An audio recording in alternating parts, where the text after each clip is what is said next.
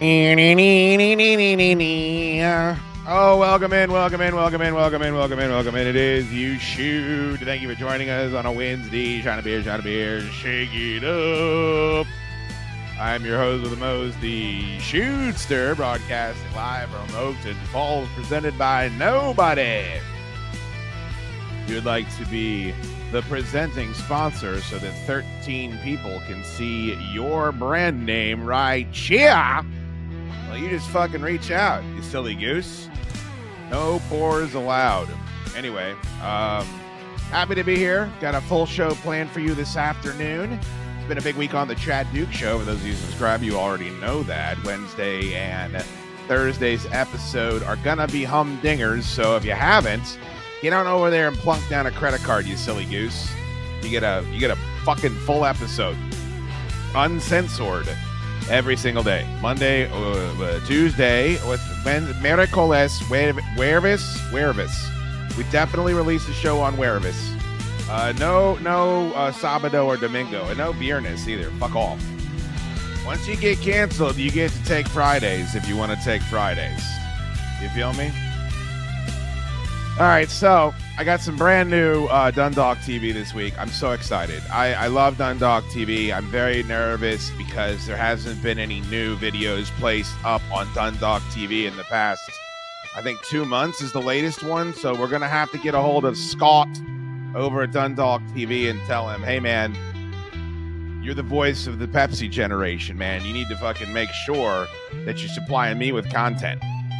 So nervous about that, but I found maybe the greatest Dundalk TV video of all time, and I can't wait to share it with you. I don't know if I should do it at the top or I should pace myself, kind of get into the refractory period, work myself up to a crescendo.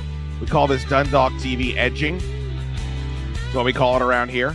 So we'll think about that for a minute. I've got a long-standing beef with a snack product that I think a lot of you enjoy.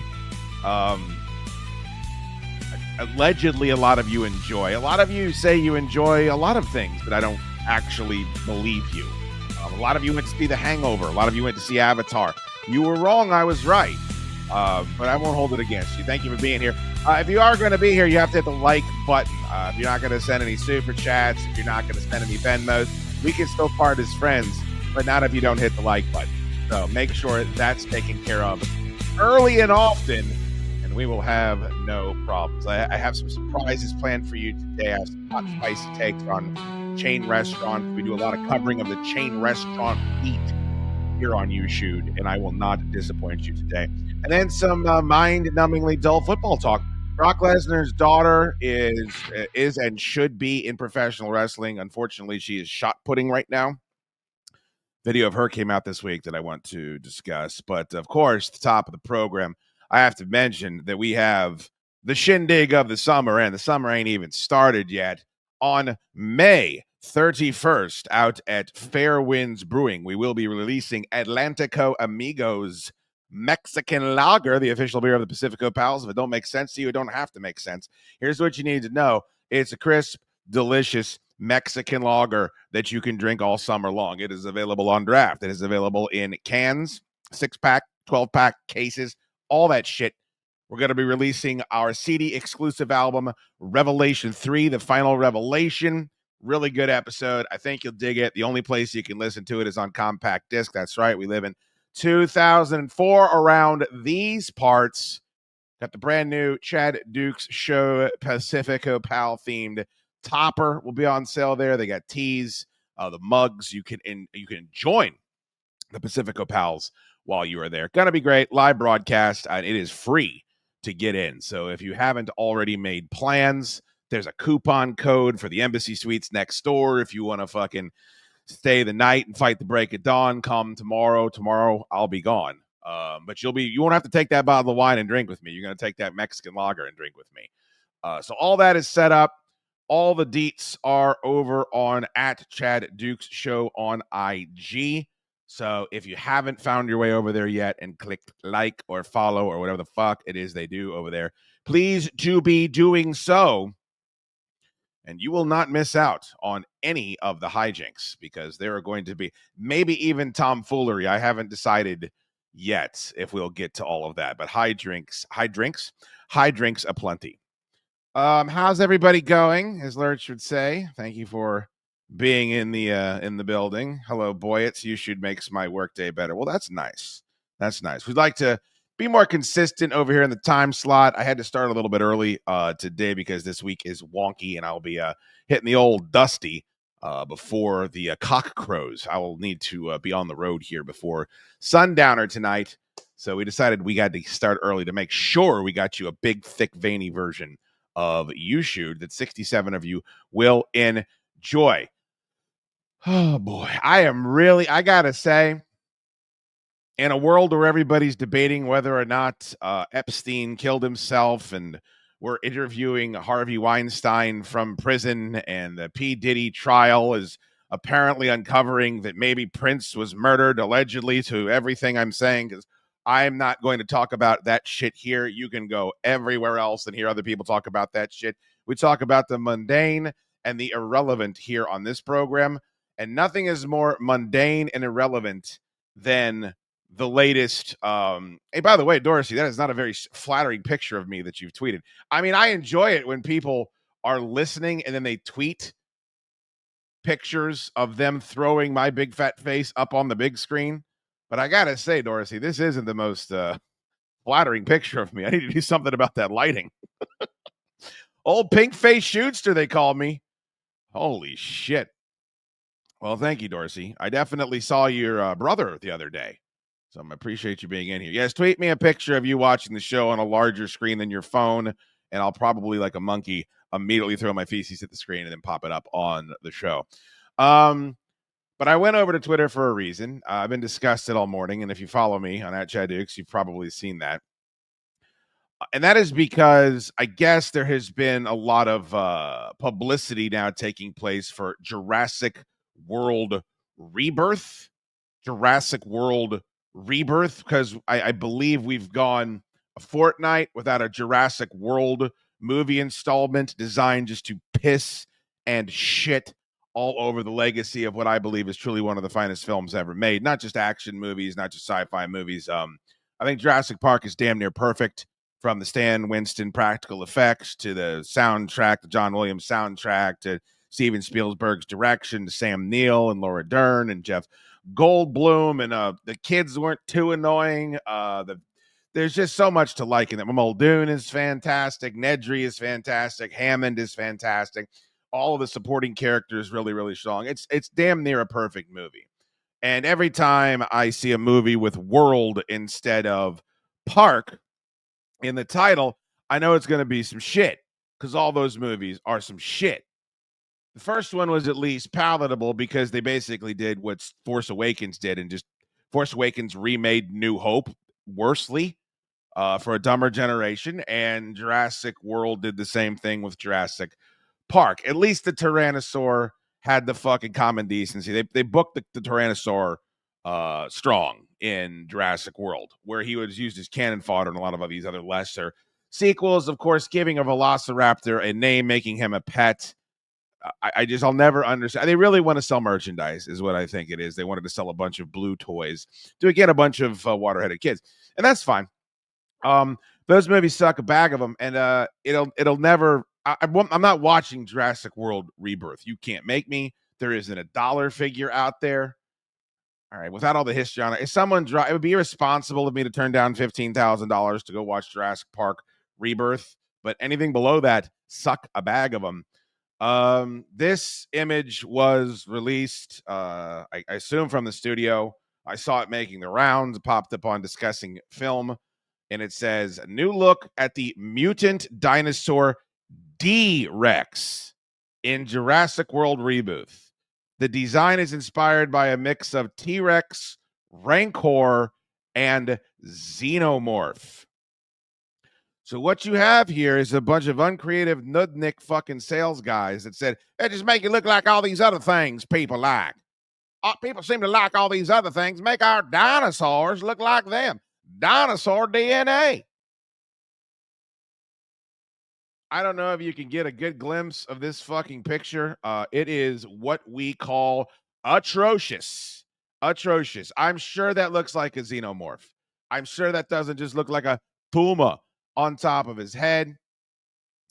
First comment, Michael Crichton just turned over in his grave with this bullshit. Here's what's going on. First of all, you have Tardrees in charge of this IP. They have decided that they can't wait any longer. They have to reboot it, even though the last installment in the Jurassic World, I don't know, was it Dominion, Fallen Kingdom? The sequels are as bad. They can each hump each other to death as far as I'm concerned. But the corpse had cooled a little, so they felt the need to run a fucking bolt of electricity through that son of a bitch and charge it back up. Of course, this fucking blows. I've gone into it a million times on a million different shows that I host. You don't need to make dinosaurs cooler. You don't need to make dinosaurs something better. It's already the best we got. These fucking idiots are watching, maybe they're watching these Godzilla Kong movies, which are absolutely insufferable, and saying, wow, no one's going to respond just to Tyrannosaur fighting a Stegosaurus. They will, by the way. They absolutely will. They're not going to respond to that. Look over here. We've got Godzilla and King Kong teaming up to fight Super Chimp from down underneath the Earth's crust. Fuck me. We've got to turn the dinosaurs into these perverted fucking sex creatures. No, you don't. You don't. Dinosaurs existed, and they were here. And that's interesting enough to do anything you like. The fact that we don't get, I'll never understand this. Why don't we get a dinosaur movie every single year? We get a million shitty Marvel movies. We get a million shitty DC movies. We get a million fucking played out goddamn action John Wick derivatives. Now there's a John Wick derivative film coming out every 6 weeks. Why in the shit do we not get a dinosaur movie every year? It's universally appreciated, dinosaurs. Do we agree? Kids, adults. What's the name of that horrible dinosaur movie that starred Kylo Ren? Does anybody remember? What's his name? Kylo Ren dinosaur movie. There it is. It's called 65. Did you guys watch 65? So many dicks your mom no, of course not. I wouldn't say that on this show. That's fucking lowbrow, and I'm above it. Yeah, I don't know if you guys saw this movie. I saw it in a fucking theater because I got nothing to do. I got nothing but time, and nobody loves me. There's something alien out there. Location unknown. So this isn't Charter 373. So this isn't genre redefining, but at least they took a cut, right? This wasn't a called strike, go back to the dugout. It's like, hey, nobody's done dinosaurs recently that isn't this horrible Jurassic World franchise. Let's go out there. We'll take Trevor Lawrence, whoever this dude is that's playing this character, and we'll put him in a spacesuit. This is Commander Mills.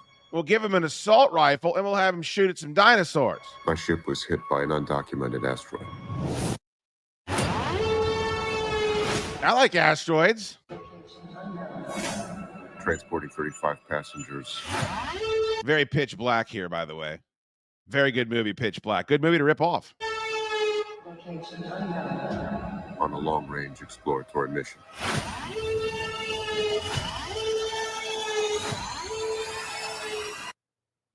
Send help.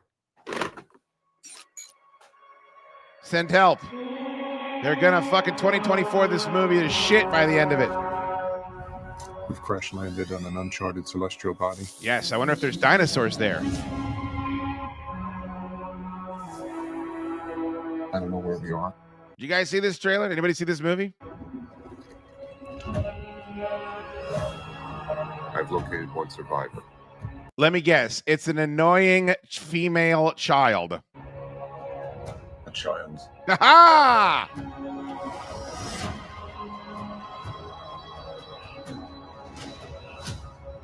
The atmosphere is breathable. Is it breathable for large reptiles? There's something alien out there. Is it thunder lizards? Come on. Come on, show us. Oh, no, you've already swirled it.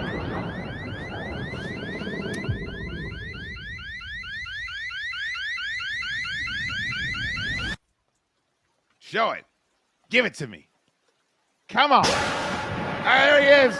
He's going to eat Gennaro off the toilet. You know what I need for this fucking trailer? I need my William Hurt. How do you fuck that up? I mean, how good was that scene right there where he's unloading his plasma rifle at the T-Rex? How did they miss on this? You need to be quiet and move.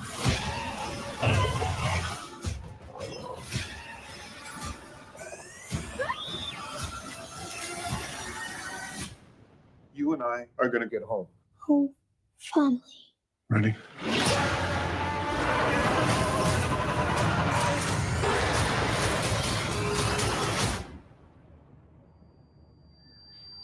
Look, man, I'd rather you take the fucking cut and fail than to just do what everyone else is doing. Like, why don't I understand why we don't have pirate movies. Like, I would like a pirate movie every 6 months. You know, I mean, what's more interesting than pirates? Let's just break down in our own little history of this planet that we have right now. Pirates are top 5.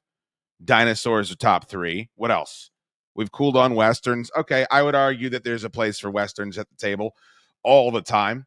But if you're going down a list of shit that makes sense to make, a pirate movie's tough because you got to actually go out on a boat.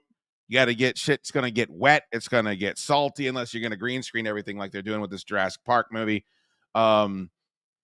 But the dinosaurs, like, they trump it all. And for these morons to get together, they do the same thing with Alien and with Predator, and we're seeing it over and over again where they just can't leave the effects alone. They can't leave the creatures alone. They think they know better. They got to do, I know better than H.R. Geiger. I know better than Stan Winston. You do not. You don't. I know better than Sex Machine. I'm going to make a scarier monster. You don't.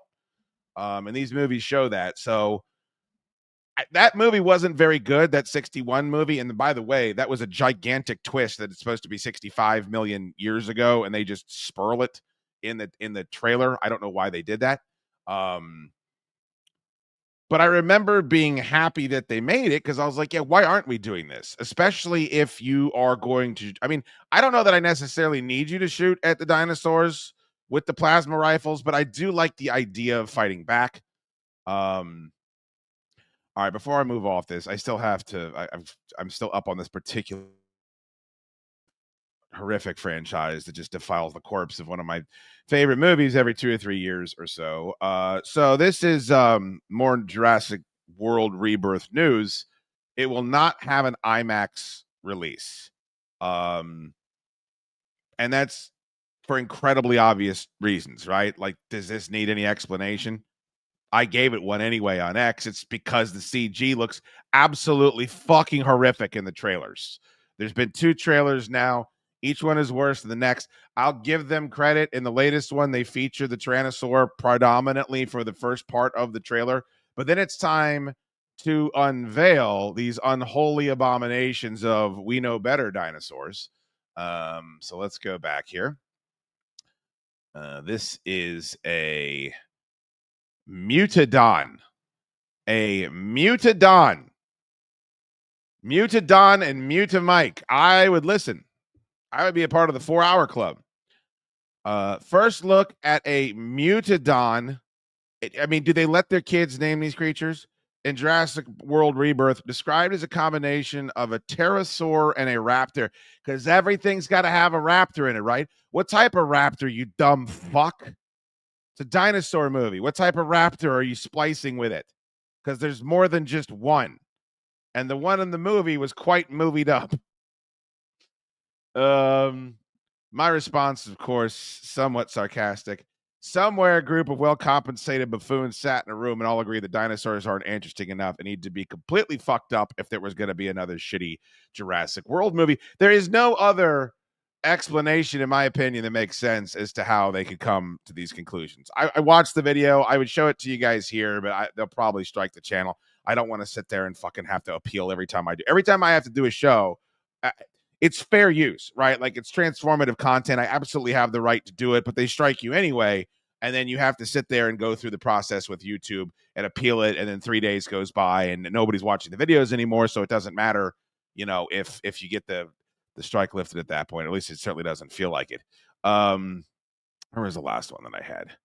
I had one more tweet about this fucking movie. Oh, yeah, here it is. And I'm not the only one to make this point, of course. Smarter people than me have made this point. When the dullards that buy $900 million worth of tickets for this latest pimping of the Jurassic Park franchise, and trust me, they will, it'll make $1 billion. They all do. Ask themselves why it didn't look very good. This is why ain't a green screen on earth that can replace this level of kind of effort and craftsmanship. And of course, we're talking about the practical effects. I know there was some CG, a lot of CG. The Brachiosauruses didn't look very good. I think the Raptors in the kitchen scene with Lex and Timmy actually look better than a lot of the CG you've seen years and years and years afterwards. But this is a dude in a Velociraptor costume that killed Muldoon. They made that. It physically existed. There's Stan Winston, I assume, with the giant T-Rex head that exists, that was built. Here's a couple of gentlemen working on the Velociraptor. They appear to have my same waist level. There, that appears to be Alex Horvat in the background with a hat on. And then there it is. I mean, that's what we're talking about here. This is the difference. That is a full-size Tyrannosaurus Rex that they built and that moves and that is articulated and fucking blinks and looks like a Tyrannosaurus Rex. And when you're watching the fucking movie, specifically when Steven Spielberg is behind the camera, I mean, there you go. And maybe your argument is, Dukes, it's the tip of the motherfucking spear. Like, you're not going to be able to put the band together to do one of these every single time. And you're right. You're right. But we should try. We shouldn't just, and I won't get into the, people get upset when I belabor the same points about movies, but in Jurassic Park, it was, Muldoon was the head of security. Now Scarlett Johansson, all 98 pounds soaking wet. She's the one leading the strike team into the mutated dinosaur fucking compound. And you don't need to make these creatures better. You don't need to improve on them. You just need to go out there and make a decent movie, write a decent script, make us care about the characters. It's all simple stuff. Same way all movies work. We do accept super chats on this show. Orange Boys represent. Jeff Nelms, 1999. Thank you so much, buddy. Dinosaurs are the best. Hashtag Orange Boys. Thank you, man, Orange Boys. But yes, they are, and I do appreciate that, brother man. It's frustrating because with all of the budget consideration they put into these movies, you could take half of that, put some different people in charge, different level of expectations. But the problem is Jurassic Park needs to shit money for them because the rest of their stuff's doing so poorly. It's like we need Jurassic Park to shit money for us. So we got to get it out there. We got to make it as big. And maybe, look, maybe I'm wrong. Maybe pissing and shitting money. Like Avatar has taught us that you could make a completely unmemorable movie and it could be one of the biggest movies of all time and it could make everybody rich that touches it. Maybe that's the goal. I don't think the Dallas Cowboys want to win football games and they're Bart of Barts. I think they want to fucking shit money. And I think they're going to do whatever they can to manipulate the media cycle to make sure they're at the top of the crawl on SportsCenter. And the movie industry feels very much like the Dallas Cowboys from time to time. Thank you, Jeff Nelms, for the super chat. We do appreciate super chats around here. DC Sports Mark, $4.99. Good to see you, buddy. Is there a movie franchise Hollywood hasn't ruined? I can't think of one. People would argue John Wick. I don't like 50% of the John Wick movies.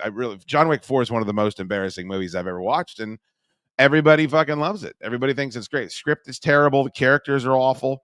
It moves around like it's a fucking, it comes in waves. It's like 4 different movies crushed into one, and they kill him off and they realize he makes too much money. So they got to bring him back. And there's got to be girl John Wick and cartoon John Wick and Asian John Wick. And like, they're okay. If everyone's having fun, that's great. I enjoyed the first one. John Wick reminds me a lot of Riddick. It reminds me a lot of Pitch Black is a fantastic science fiction movie. I highly recommend you go see it. It's Vin Diesel's best movie by far. Vin Diesel is a fucking clown. And it's absolutely his best film. And every sequel he's made since then has just been more embarrassing than the next with a bigger budget. So, I mean, is there a franchise they have not ruined? That is a really difficult question. I don't know. I would argue. I would probably argue no. No. Is there a movie franchise they're currently making sequels? Maybe The Conjuring. There you go. Maybe The Conjuring. There's bad movies in the Conjuring cinematic universe, like La Lorna, pretty bad fucking movie. The Nun movies are pretty bad, pretty goddamn bad. Nun 2, I can't believe I went to see that in the theater, but I'll go to see any piece of shit rated R horror movie in the theater because I want more piece of shit rated R horror movies in the theater. Yeah, I don't know. I would say, yeah, there you go. I trust for that franchise to Annabelle, all those fucking movies. I will like more of them than I dislike. And I think that might be it. That might be it. No, they haven't rebooted The Godfather, have they? They pissed all over The Sopranos, but they haven't fucked with The Godfather. They haven't fucked with Goodfellas. They haven't tried to, I don't know. They're making Passion of the Christ too. Oh boy. I think Mel Gibson's about to come back on a heater. Did you guys see the greenlit Lethal Weapon 5? Who the fuck had that tweet? I had somebody on the show. Who was it? Was it Jeff Katz? I think it was Jeff Katz.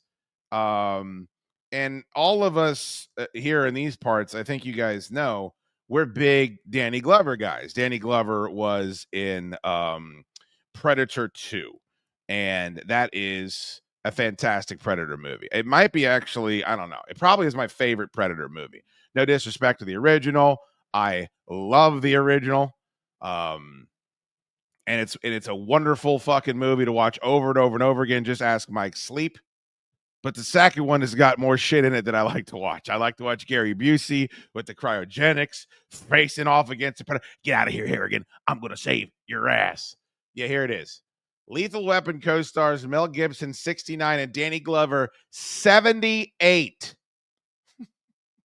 Reunite ahead of the fifth installment. The fifth installment. I had somebody tell me that Danny Glover can barely get around, that it's very difficult for him to move around. I don't know if this picture is an indicator of it. Gibson still is jacked. I got no fucking questions about whether or not he can pull off some form of Martin Riggs.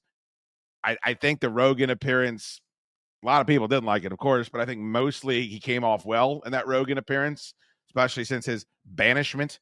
So I don't know, man. I think if he's going to make $1 billion on Passion of the Christ 2, and they're coming back with a Lethal Weapon movie, maybe he's got a heater still left in him. And I would root for that. I mean, there's so many great Mel Gibson movies. I fucking love so many. And even just the ones that nobody's ever seen. I always talk about Edge of Darkness. If you haven't seen Edge of Darkness, do yourself a solid. Do yourself a favor. All right. Yeah, so Jurassic Park's going to make $1 billion, and unfortunately, they'll probably keep cranking them out because of that, because why wouldn't they? Okay. What should we do next? Well, let's start here. I like to put people onto things. I don't like being put onto things. I like to discover things in my own time, in my own way, and then I process that information and I take it to all 39 of you, and then you do with it what you wish. Only if you don't take my advice, I'll hold it against you forever because of my own personal problems and emotional trauma. But I enjoy being right about certain things. And one of the things that I've always been right about is Subway. Subway, eat fresh. Subway sucks a bag of dicks. It always has. It's always been terrible. And, I certainly in no way, shape, or form am going to equate what happened with Jared from Subway into their demise, although I'm sure it contributed to it. But what the true demise of Subway is, we learned about carbs. We learned that carbs are something we probably shouldn't be eating in droves if we want to lose weight. Subway was able to do that Machiavellian, the greatest trick the devil ever pulled was convincing the world he didn't exist. Subway was able to convince fat people that eating Subway was healthy. It's all you got to do in this life. Snackwells did this. Chipotle has done this. If you can get fat people, they don't even have to lose weight. They don't have to get healthier. They don't have to do any of that. If they can say to their coworkers, I'm not going to McDonald's, I'm going to go get the sweet onion chicken teriyaki footlong from Subway, which I'm guessing is in the neighborhood of about 1,400 calories and will fuck your whole day up. That's all you got to do. You just got to be able, fat people want to be able to tell people they're working out. They want to be able to tell people they're eating healthy. They want to not eat in front of you and then go home and crush a fucking bag of Flamin' Hot Cool Ranch Doritos. That's what fat people do. I know because I'm one of them. Now, I'm the exception to the rule. I'm not doing any of that shit. I'm not telling you I'm not eating pizza. I'm eating pizza. I can't stop eating pizza. I would love to eat pizza. But what I think has happened with Subway is that people have figured them out. This is another brand that I would assume at this point has fallen into that category, but I don't think that they have. And that is Sun Chips. Are you guys familiar with the brand of Sun Chips? I would assume that you are.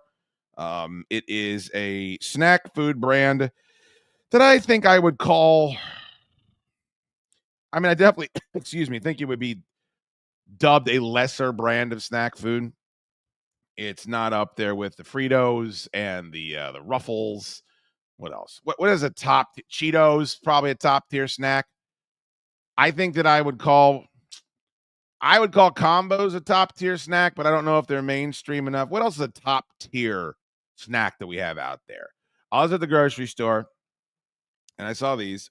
It's a new flavor of Sun Chips, honey barbecue. Fuck the fuck off. I can't even explain to you how horrible this sounds. First of all, the term honey anything.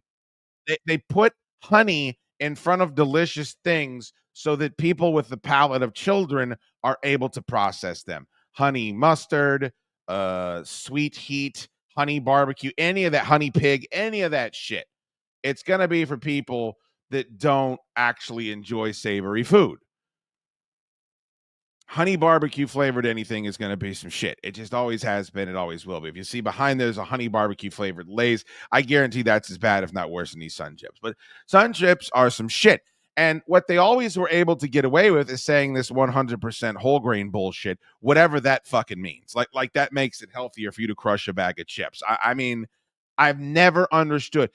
Sun Chips are absolutely horrendous.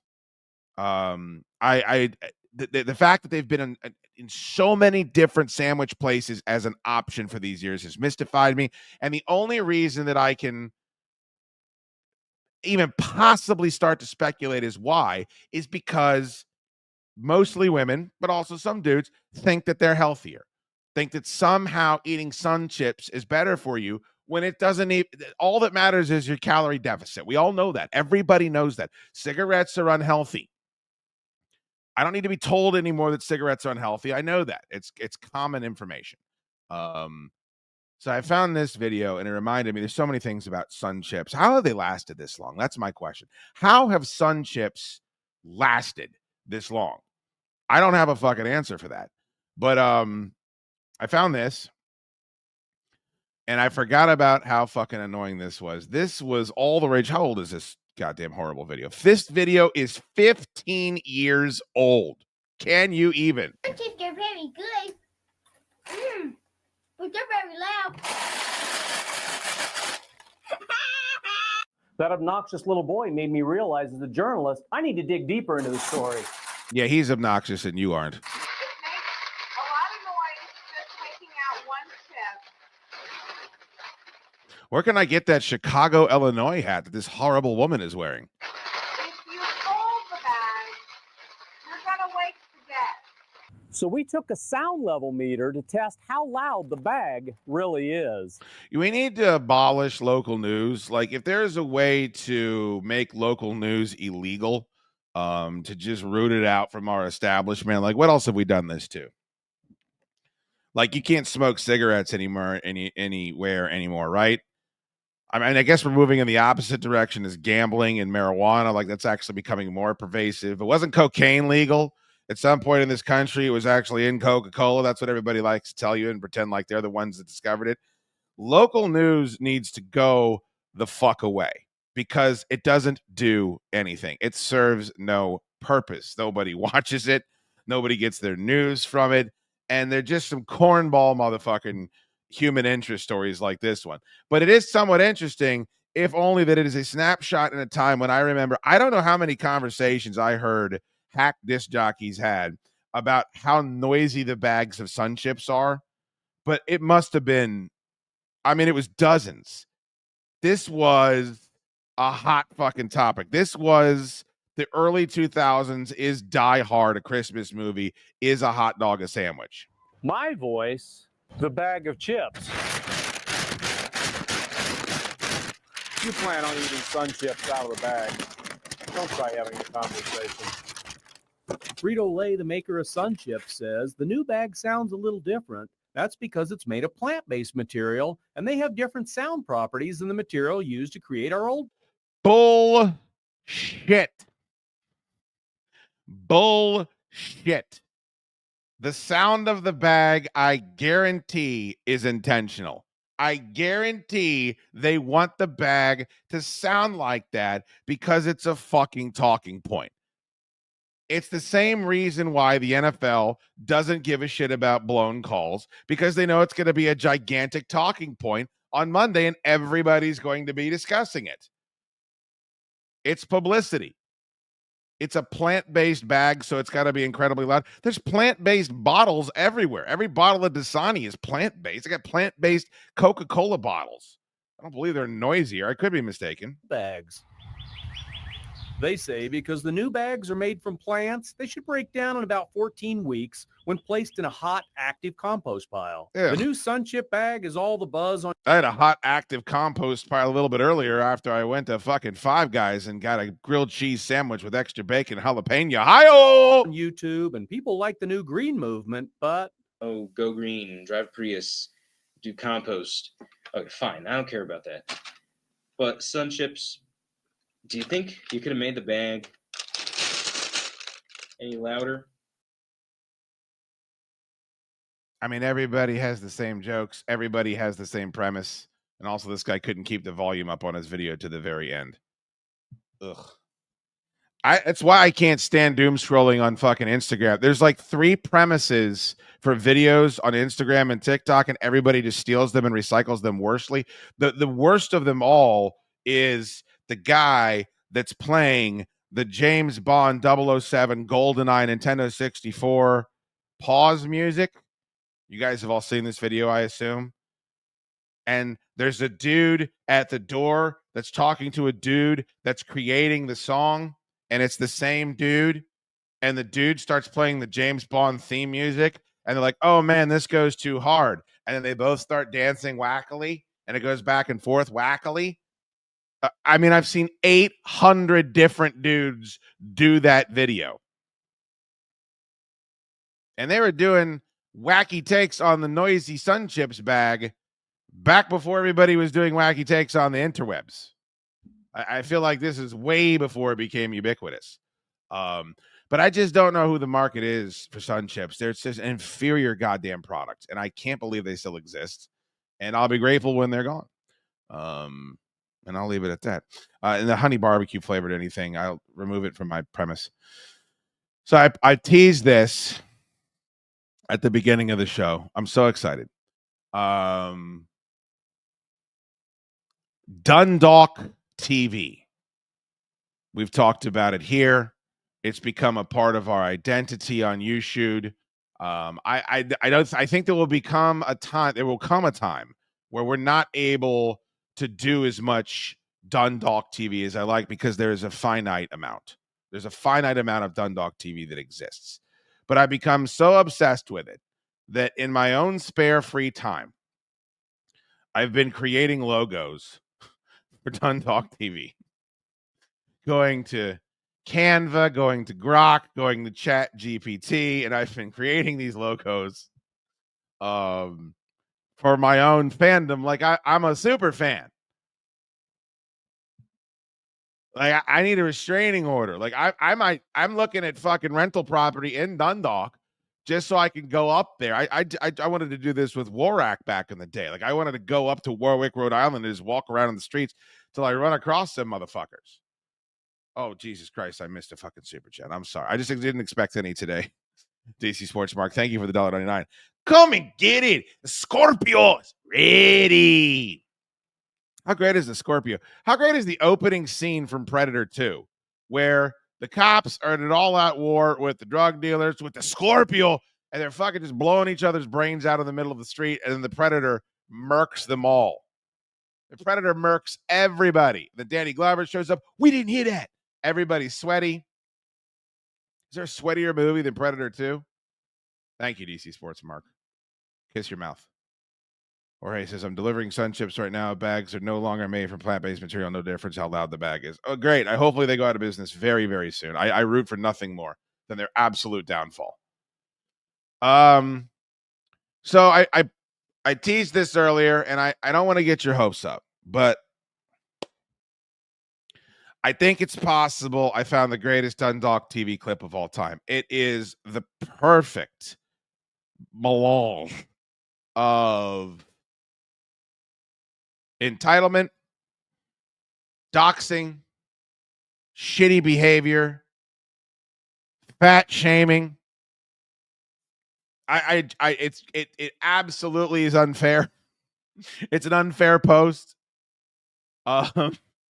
There's so much great shit. Now, it doesn't happen at the Dundalk shit plant. We actually have done a Dundalk TV from the Dundalk shit plant, which is, I think the title is, here it is. Yes, that's what it's officially called for those of you that didn't know. As you can see, YouSchoode is burning up the interactions on X. 3 favorites and 1 response. I'm sure it's a nasty response, too. I won't scroll down.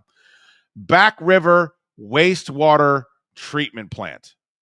Whenever Dundalk TV covers that fucking establishment, I'm all in. But I'm all in already anyway. They got me. Hook, line, and sinker, as Simon Gruber would say to us. So we found this video, and it's titled Donna's Tavern Owner Allegedly Fat Shames Customer. Donna's Tavern Owner Allegedly Fat Shames Customer. It's got 1.6 thousand views. 7 years old. Story is 7 years old. And Adam R. contributed the story. They even put a source up for the Facebook post. The Facebook post that they sourced this story from. If you don't believe me, I can prove it to you. There it is right there. If you'd like to find out for yourself, it is in the description on the video. There are 13 comments. 13 comments, which is more than what my videos get. So you will hear no criticism from the shootster. But without further delay, this is 2 minutes and 34 seconds that you're going to wish was a lot longer.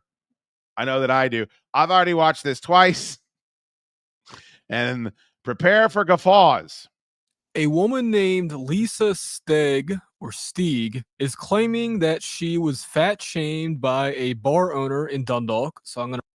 So first of all, this whole story is a screen cap of someone's personal Facebook page. Now, if you look at the top, there's a little globe next to Dundalk. So they made this available for everybody. So I guess you're not technically doxing this person, but it's very interesting how personal this gets. This is one of my favorite stories of all time, and I am obsessed now with going to Donna's Tavern and meeting the owner of this fine establishment. I'm going to read her message right now. Now that I've calmed down, I'll post my actual thoughts on what happened last night at Donna's Tavern and Restaurant. I've been going in this bar for a long time, brought several pool teams in, hosted many events, and always showed up to support the establishment. Yesterday, while there with my husband and a couple of friends, I was literally fat shamed by the owner, Donna herself. Wow. I was told that my fat stomach jiggling while I was dancing was gross and it disgusted her and her other customers.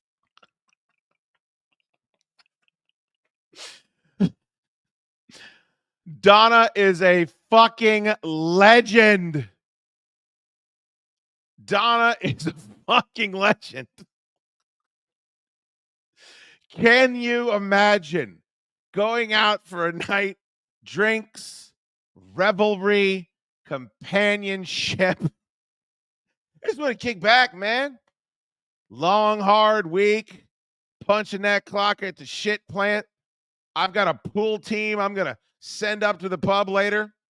Hold on. Let's get out on that dance floor and cut a rug. I'm going to bring a sword to the dance floor to cut a rug, like Method Man told us back in Together. This woman gets out on the dance floor and is feeling unencumbered, feeling secure, starts dancing, and Donna says, hold on, not so fast. Your fat stomach jiggling is gross, and it's disgusting me and my customers.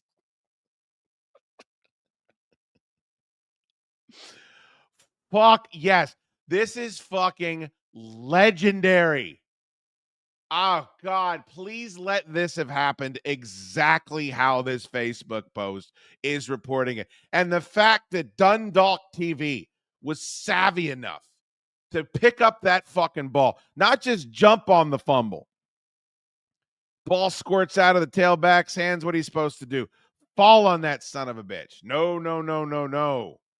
No, we're going to do everything that we were coached against doing for all those years. I'm going to scoop this fucking ball up and make it happen. God bless Dundalk TV for wanting to do that. Now, let me go ahead and, before we get to the rest of this, if this actually happened this way, and there's no other antagonizing going on, or there was no previous conflict, and this woman that owns this bar is just this unhappy and rude, it's fucked up. Definitely fucked up. This happened to your wife or your sister or your mom or whomever, you fucking would be rip shit. Donna, I think we all know that. I'm guessing there's more to this story. And just the sheer gall, the unmitigated gall, is something to be envied. I got to hear that again. I've got to hear the whole thing again. This is my Les Miserables. Time brought several pool teams in, hosted many events, and always showed up to support the establishment. Yesterday, while there with my husband and a couple of friends, I was literally fat shamed by the owner, Donna herself. I was told that my fat stomach jiggling while I was dancing was gross and it disgusted her and her other customers. Now, keep in mind that she didn't only say this in front of my husband, my friends, and the bartender, but in front of customers that I don't know and players from pool teams that I've been shooting with for a long time. Imagine the embarrassment and humiliation one would feel in this situation. Yeah, I could imagine that would be embarrassing. Does anybody believe that this Dundalk lady that comes up there with her pool teams, that this went down exactly the way that she's describing here? I pray that it did, because I'm going to commission a bronze statue of Donna free of charge to be erected in front of the establishment. If this went down blow for blow the way that it is being described here, Donna deserves nothing but our respect. And this Facebook post, I did some research. It doesn't just end with this Facebook post here. Fat shaming anyone is absolutely horrible, but to do it in front of a room full of people, there are no words for that. I know that my choosing to go in this bar anymore will not make or break your business, but I do know you will feel the impact of losing my business as well as a lot of others that are appalled that you would treat not only a loyal customer, but a human being this way. The many recommendations that I have given to friends and family to come to your bar, host their events there, etc., will now be recommendations to somewhere that has an owner that not only appreciates their customers, but that would never think to publicly humiliate someone the way that you did. So, look, couple of things here. One, If the owner of the bar calls you fat turd, tells you that you're grossing everybody out, right? I probably would never go there ever again as well. But there's also this sense of entitlement that customers get, and I get it sometimes too. And it's certainly happened in Commonwealth Dry Goods, where people act like they have pulled your baby out of the wreckage of a burning fire if they are supporting your business. Like that they've done you some great solid. Like this broad is a drunk, allegedly, and she likes to shoot pool. You're doing Donna a big favor by taking your pool team up there. Pool team, by the way. Is that what they're called? If you're in a league, if you're in a billiard league, is it called a pool team? Or are you uneducated? Are you really going up there just because you out of the kindness of your heart, you just want to support this local watering hole? Or do they have pool tables and Budweiser and Jägermeister, and those are your three favorite things, and so you go there? There's always this fucking bullshit. Like if the Chaddukes show has an event and you come out to support the show at an event, okay, that's going above and beyond. You sitting and listening to my show, while I appreciate it, I would assume it's because you enjoy it. I would assume it's because I offer a product that you enjoy. The same would go for a restaurant. Like if you're sitting in my restaurant ordering cheese fries, I would assume it's because it's close to your house, or you like the music, or your boyfriend works here, whatever the fuck. You're not volunteering down at the Y, woman. Now, being called a fat pig by the owner of a business is going to change your opinion of it, most assuredly. But holy shit. The lengths at which she went to try to destroy. We're going to find out if Donna's is still in business, by the way. This was many years ago, 7 years ago. We'll have to see if this campaign was successful. Please know that my intention is to put this information out there to as many people as I can reach, because if you were willing to treat me with such disregard, I can only imagine you would have no problems doing it to others. I hope with each dollar you lose, and you will lose a lot of them, that you take some time to remember that the way you treat someone, especially in your business, will always have an impact. I attempted to reach Donna's Tavern and Restaurant for comment, but they are closed on Monday. That place looks like a lot of fun. It's just somebody's house. It's like Donna decided, well, we've got this split level home. What should we do with it? All right, let's open up a fat shaming bar. Let's open up a bar where we tell these pigs what we really think about them when they come waddling through the front fucking door. What a great idea. Tavern and Restaurant. I bet you could still smoke in the motherfucker. Where are you supposed to park? Where am I parking? Are we parking on the street? Here's the thing about fat shaming too. Like, as a fat guy, I don't need to be fat shamed by strangers. That's kind of in poor taste. But we have gone too far with the anti-fat shaming, right? Like we've gone to the point now where we're celebrating people making decisions that negatively affect their health. Big is beautiful. It ain't. First of all, you're lying. Very few people. I got one or two friends that are attracted to monstrously large ladies. This goes for dudes too, of course. Not anything sexual about it on one side or the other. What is sexual? You don't want to have sex with the big fat messes. You just don't take fat people as seriously. Like I'm lucky I'm doing this. If it was between me and a clean-cut, handsome dude, and we're both selling cars, we know who everyone's going to want to go to. And that's before you get to, diabetes and hypertension and cholesterol and all these other things that you're fucking with. If you decide to go through life deluding yourself into believing being a big fat thing is a good thing. So, well, yes, this woman does not deserve to be called a fat jiggling mess by the owner of a bar. The other side of that is, well, we should be more critical of fatness than we are as well. Both things can be true at the same time. And Donna's a legend. We're pro Donna on this show. And nobody picked up their phone. If they'd like to respond to these comments, then Dundalk TV is open to an interview. Thanks for watching. Please like this video and hit subscribe to Dundalk TV. Will do. Let's go ahead and hit like. And we are already subscribed, and that is good to go. So I was interested in this, and I wanted to find out if Donna's was still open. Donna's Tavern in Dundalk, 6607 Pine Avenue, 422 Doxed. They are open. You can even order online. They don't have a website, but they do have a Facebook page if you are so inclined. And I went over there and I had a gander because, again, I have very little going on. A metal song about sun chips is certainly interesting. Oh, Bustles thinks I wrote a metal song about sun chips. I did not. I did not, Busties. I just sent that over to you to fucking mark the fact that I wanted to show it on the show. Okay. 5.8 thousand people follow this place. Here's all the information. Looks like it's close to the water. Where's the photos? Oh my goodness gracious. Wow, here we go. Okay. So this is the type of vibe that we're putting out there. This gentleman's neck is attached to the middle of his chest. He's got the fucking electric guitar rocking. He's got the plastic cowboy hat.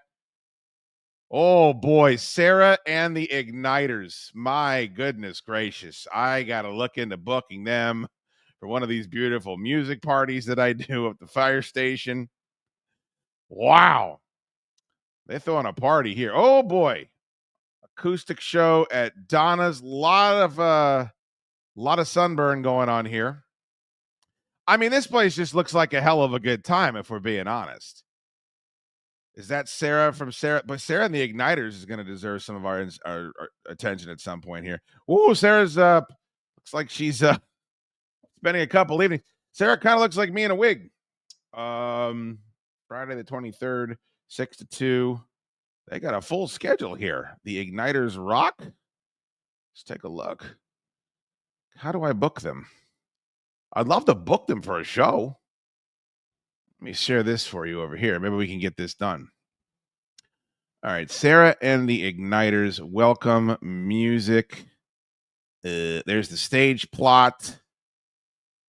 How do I book you guys? Contact, send a message. Okay, they're based in Essex. We can make this happen.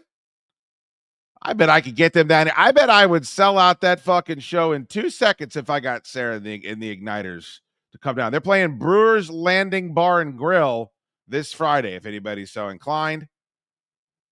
All right, well, let's go back to the pub because I'm all about fucking getting to the bottom of this. Okay, so it looks like there are some overweight people here that are dancing, right? It looks like there's some men and women with some extra pounds, and I can relate. I know the struggle. Tearing up the dance floor. So is Donna going out and screaming and chastising all of these mother grabbers? Like, I wonder how much her burning crusade against the portly influences her everyday behavior, right? Like, I'm not seeing, I would say the majority, not to be rude, of people that are dancing at this place are just as the woman that was making the Facebook post, just as she described. So that's interesting. So they are still open. So her threat of causing them to miss lots of dollars, it doesn't look like it paid the dividend she liked. So I took it a step further. I wanted to see how far that she went in her crusade against Donna. And it looks like she enlisted the help of some friends. And they did what customers do. They went to the various online outlets and they decided to ruin the business the best way they can, leaving nasty reviews. So this is 7 years ago from Be Happy 420. The owner fat shames her paying customers.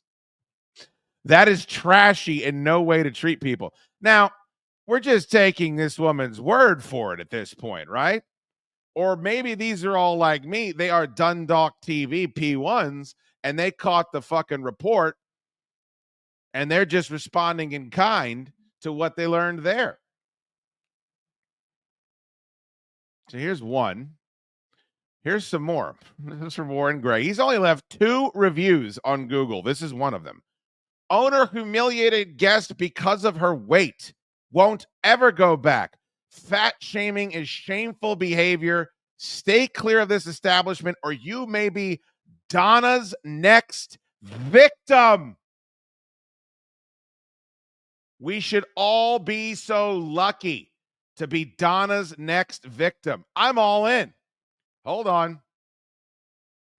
Got to do a quick update here. Donna's next victim. Save. There we are. That's the shootster. I'm Donna's next victim. I feel like I am Maximus. I am Ben-Hur. Who did everybody claim they were? That's what we all got to do next. We all got to go up to Donna's and that we can all be Donna's next victim. I'm all in. Leo Girl 318, only 5 reviews. One of them, this one, 7 years ago, 1 star. The owner made one of her loyal customers very embarrassed and humiliated by fat shaming her and saying her body made her sick and stopped dancing and jiggling her stomach in front of everyone. This fucking broad copy and pasted the Facebook post. Copy and pasted it. I am Spartacus. That's what it is. I should know it wasn't I am Maximus. That would be ridiculous. It looks like she deleted the original post, by the way, for those people that wanted to go find it, at least the one that they sourced in the description. Oh, I forgot to read the second one here. Courtney Armstrong has only left 2 reviews. One of them is this one, 1 star for Donna's. Great food, but what a disgusting owner. How you going to fat shame a customer who's been going there for years? I hope your place gets shut down. What a flipping disgrace. Going as far as to hoping that Donna is denied the ability to provide for her family. This injustice will not stand. I just love that Courtney Armstrong had to fucking acknowledge that the food was good. I hate this bitch and everything that she stands for, but goddamn, do they have an amazing BLT.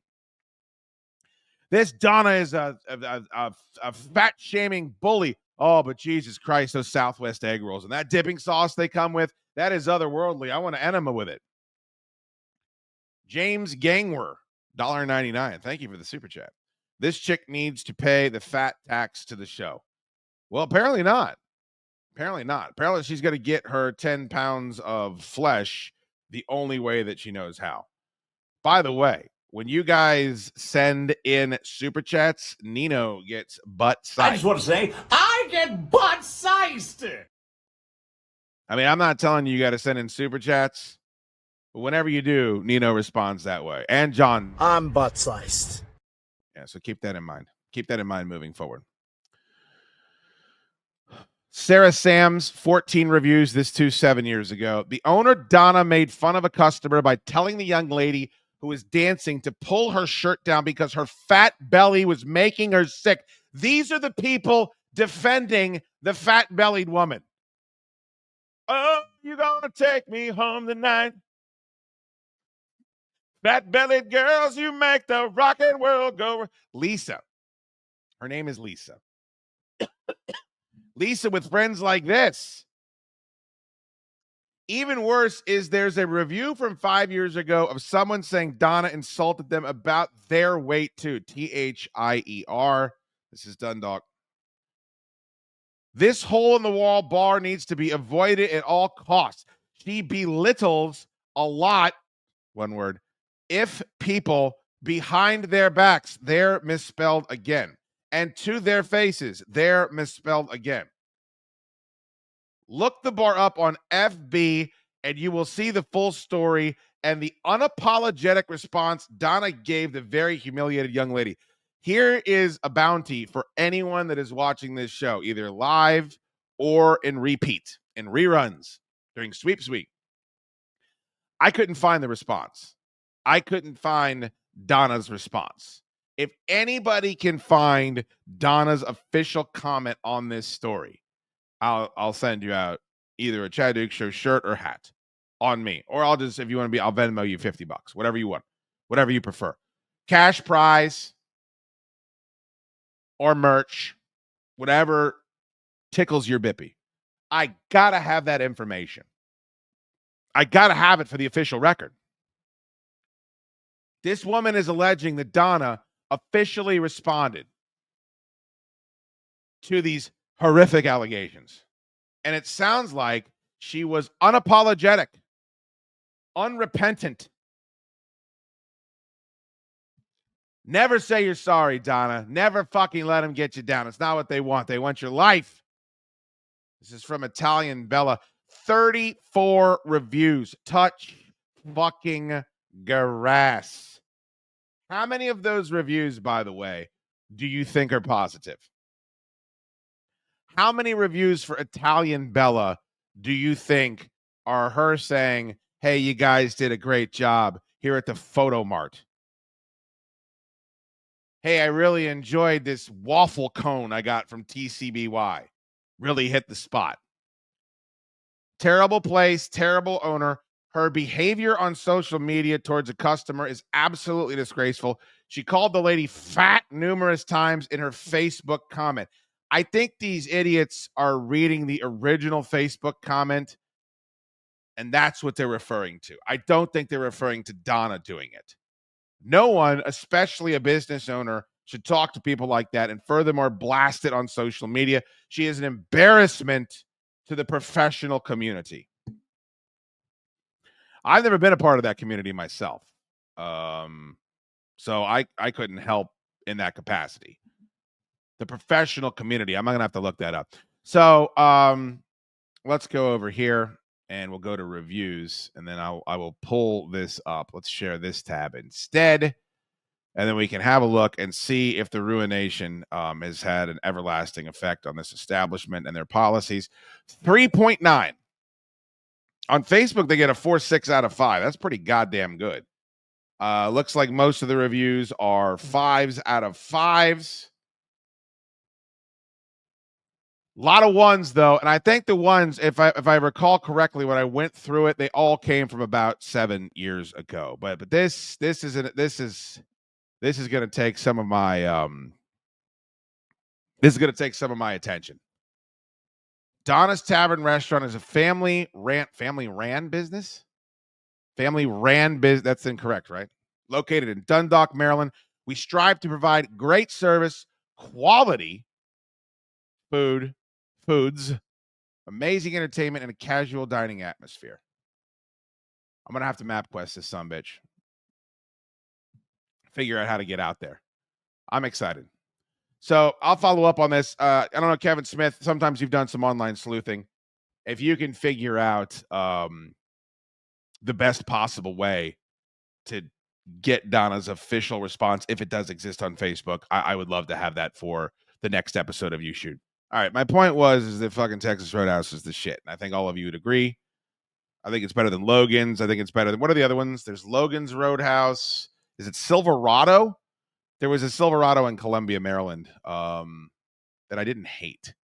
But found this, thought it was kind of interesting. And I don't think it's necessary. I have a kind of Carolian policy on a lot of things. If they're working, you don't have to fucking overthink it, right? Deviled eggs are absolutely fantastic. If you want to make people happy, you make them deviled eggs. You don't need to pickle them. You don't need to put a lot of garnish on them. You don't need to change the ingredients up. You go with the tried and true. Everybody loves deviled eggs. I would say the same thing about a Cuban sandwich. Cuban sandwich is damn near perfect. You got the spicy mustard, the 2 types of pork, you press the Cuban bread. It's fucking phenomenal. And every time I go to a restaurant, they want to put their spin on the Cuban sandwich or their spin on deviled eggs. Like, you don't need to fucking do that. Just continue killing it. Stay the course. Let everybody else put avocado and those crunchy white fucking taco things on top of everything. What are those? Is that cabbage? What are those horrible crunchy white things that have no fucking flavor they put on top of every goddamn Mexican food dish they charge you $14.99 for? There is a secret menu, apparently, at Texas Roadhouse. I don't know that you want to do what these people in this video are suggesting that you do, but we can get into it here and perhaps you'll differ. Texas Roadhouse is more than just steaks and potatoes. With a little basic ingenuity and negotiating, you can mix and match their menu to your stomach's weird whims. If you're ready for a good night of fun and Willie, partying, go to the Texas Roadhouse. When you look at the Texas Roadhouse just for starters menu. First of all, again, I want to make this very clear. I don't get paid a fucking dollar by the Texas Roadhouse. I've been pimping for them for decades. But I will take a look at that picture. That steak on the left, I've had that steak. I've had that chicken. I've had that salad, if you can believe it. I know that's difficult for you to believe. I've had all those sides. The shit's delicious. The shit's awesome. And yes, it's a chain restaurant. And no, it's probably not as good as if you go to the Capitol Grill, but it's damned close. It's real close. Like, for the tab you're going to get, and my wife and I drink. If you don't drink and you go to the Texas Roadhouse, you're getting out of there for like $60 for a big-ass dinner where you're getting a nice piece of meat. You get to pick out your own steak when you walk through the fucking door. You don't have to pick out your own steak. They give you all the fucking cinnamon butter that you want. There's a lot to like here. I just wanted to preface this segment with that before we get into any critiques I have. You'll find a gorgeous golden cactus blossom. Ordinarily, it just comes with Cajun dipping sauce. However, you can ask for other ingredient upgrades. So this is their bloomin' onion, right? And I'm going to say something that probably is going to chap a lot of your asses. I prefer the cactus blossom at Texas Roadhouse to the bloomin' onion at Outback. I do. I think it's a better product. I don't think you absolutely have to pair it with the sauce. I think it's easier to eat by itself. I think at the fucking Outback, you absolutely have to dip the bloomin' onion into the filth. Like it's a non-negotiable tactic. So just for the record, this is a fine appetizer. And I bet this one's cheaper too. I don't know if you guys have gone bloomin' onion in recently, but that game has gotten expensive. But let's see what the secret menu has to offer for this. Upgrades. Adding pulled pork turns your cactus blossom into a pulled pork cactus blossom. With the chain pushing servers to sell upgrades, there's usually nothing odd about asking for extra ingredients on your appetizers. TikTok user Pimp Vanilla Slim gave the world a sneak peek at the screen that allows servers to add upgrades to meals. Most people know they can smother their food with sauteed mushrooms and onions, but she added, you can add shrimp, a veggie kebab, pork, which is pulled pork, kebab skewer, grilled chicken breast, catfish, salmon. The pulled pork upgrade is about $8 extra, but it turns it into an entree, which is cheaper than any entree on the menu. See, I'm going to, again, I don't want to sound critical of Texas Roadhouse because I love Texas Roadhouse, but that looks disgusting to me. First of all, I wouldn't order the pulled pork from the Texas Roadhouse. I would order a steak. I would order a piece of meat. That's what they're known for. That's what people go there for. I order what the place in the establishment is known for.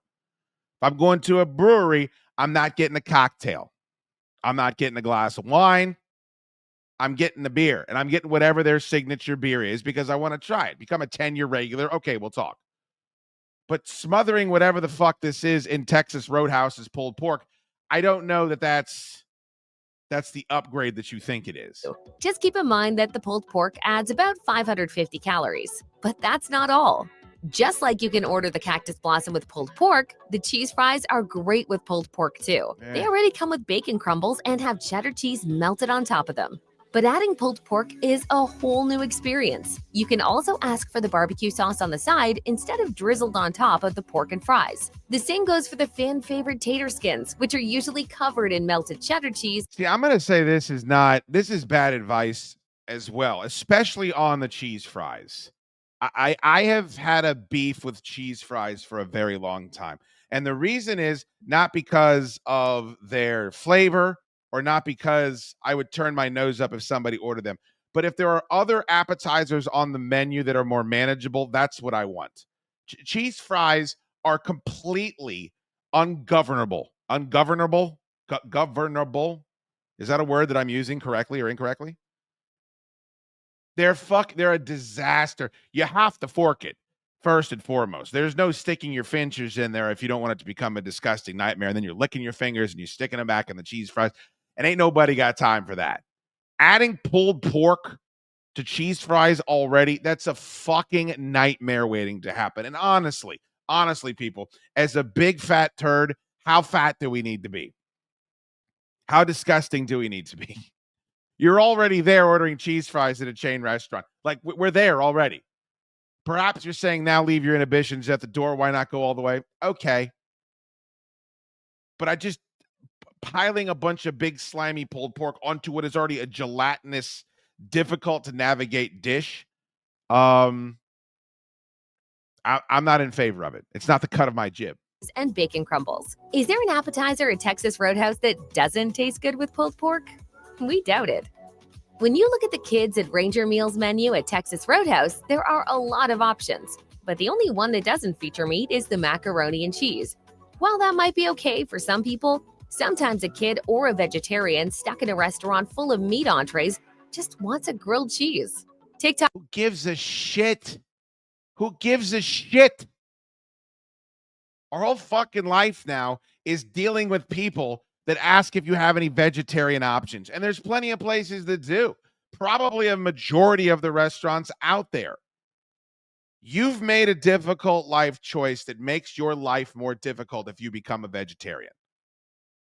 Does anyone deny that? If you are a vegetarian, fine. If you think it makes you more healthy, it's a better way for you to live your life, okay. We don't have the same value system, but okay. Maybe you're going to live an extra 10 years. If those 10 years are worth it, great.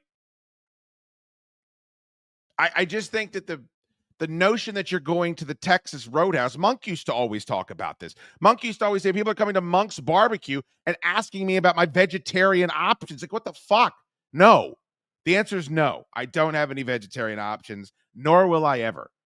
It says steakhouse on the outside of this place, or Roadhouse, but it is a steakhouse. Yeah, Kevin Smith says, I remember somebody at Monk's asking for vegetarian. It happens every time I'm there. No, I don't.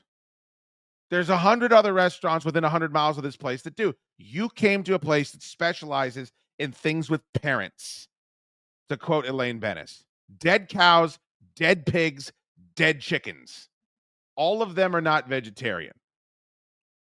And by the way, if you think that the thing you've chosen to do to be healthy, if an option is eating a grilled cheese sandwich, which is bread, butter, chicky, butter and cheese, I would say have a long, hard look at the path you took to get to that option. Maybe it's just animals are cute. There's a lot of people that are vegetarians and they're just like, animals are cute. I don't want to see them getting hit in the head with hammers.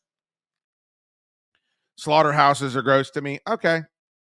Cows are cute. Pigs are cute. I get it. Well, pigs aren't that cute, especially once they get out of the pen. You get them outside the pen a couple of days, they start getting tusks and hair. Yowza. They would definitely get yelled at by Donna out on the dance floor. All right. So apparently that they have a grilled cheese for all the fucking the bitchy people too. TikTokers report that grilled cheese is among the lesser-known menu items you can order, as it's available on the kids' menu screen that employees use to send your order to the kitchen. It's only about $5.50, but it only comes with one side item. You'll have to pay extra if you want an additional side. Perish the thought. There's no reason you have to keep your grilled cheese boring either. Some extras available on the screen for the grilled cheese include mushrooms and chili. So you could even ask for a chili grilled cheese or a mushroom grilled cheese if you'd like. That's not terrible. I mean, there are a few menu options in the world that are superior to a grilled cheese and chili. I mean, you really have to work hard to fuck that up. I mean, you could take inferior ingredients for all of that shit. And if you're dipping a grilled cheese sandwich inside of a bowl of chili, you're doing all right for yourself. You really are. I could see that being an option at every restaurant. Like it would make a lot of sense to me that if every restaurant had a PB&J and a grilled cheese sandwich, just because, especially if you do it the right way, like especially if you invest in it and you have superior products. I mean, then it becomes a destination. But just as an option for bland people, yeah, why not? You can upcharge the shit out of that bad boy. So that one makes a little bit more sense to me, but I think we're getting into the dessert territory. The only place you'll see ice cream on the Texas Roadhouse menu is on top of Granny's Apple Classic Pie and the Big Old Brownie. If you don't think you have room for a whole slice of pie or a brownie after consuming appetizers, a steak, and sides, you can ask for ice cream all by itself. At only about $3, it's $4 cheaper than either of those desserts. Ice cream is another item available through the kids menu, so you don't have to feel shy about asking for the dessert alone. You may even try asking for it covered in one of the sauces you see on the dessert menu, like the honey cinnamon caramel sauce from Granny's Apple Classic. Just order the fucking dessert, right? Like if you're going to all these lengths to customize, I mean, first of all, here's a huge problem with all of this. You want to give your waitress or waiter as little problems as possible. You want to fucking make it as easy on them as you possibly can anytime you're going out to eat. I'm talking about a sandwich artist to a guy that's taking your order at Ruth's Chris. These people have got a lot on their minds. They got other shit they're worried about. I don't remember if it was my wife. I forgot who told me this, but they said never give a server more than 3 things that you need, ever. And that's for everybody. 3 things. Anytime you get more than 3 things, something is going to be fucked up. I don't want ice in my water. I want extra fucking broccoli, whatever it is.